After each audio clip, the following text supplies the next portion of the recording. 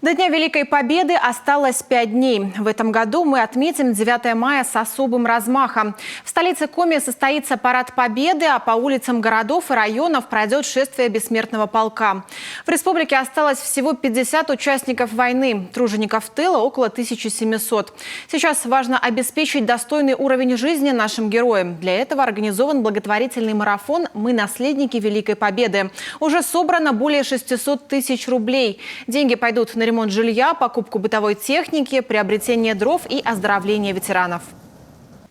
Это единственный регион Российской Федерации, который может именно поделиться опытом заботливого отношения к этой категории людей.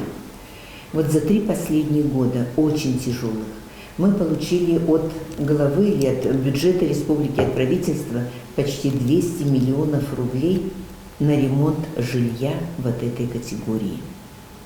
За 2 прошедших года мы ремонтировали жилье только ветеранам войны, участникам, труженикам, узникам и блокадникам. На эти цели были за 2 года 80 почти миллионов выделено. И свыше 800 ветеранов у нас получили помощь материальную в ремонте жилья.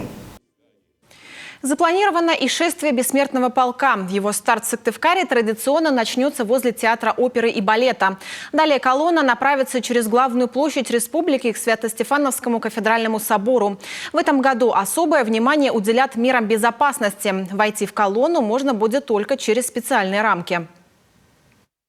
Начинается в 10:40 формирование колонны, но в связи с безопасностью и организационной работой по безопасности, которую будет проводить полиция, то я думаю, что можно будет подходить и пораньше, потому что теперь будут везде у нас вдоль коммунистической леерные заграждения стоять, проходить и присоединяться к колонне в процессе в связи с безопасностью населения будет нельзя, нужно будет проходить через рамки. Рамки будут у нас стоять на кольце, и через рамки вы должны будут пройти все, кто хотят быть участниками шествия «Бессмертный полк» и вообще участниками празднования 9 мая мероприятия.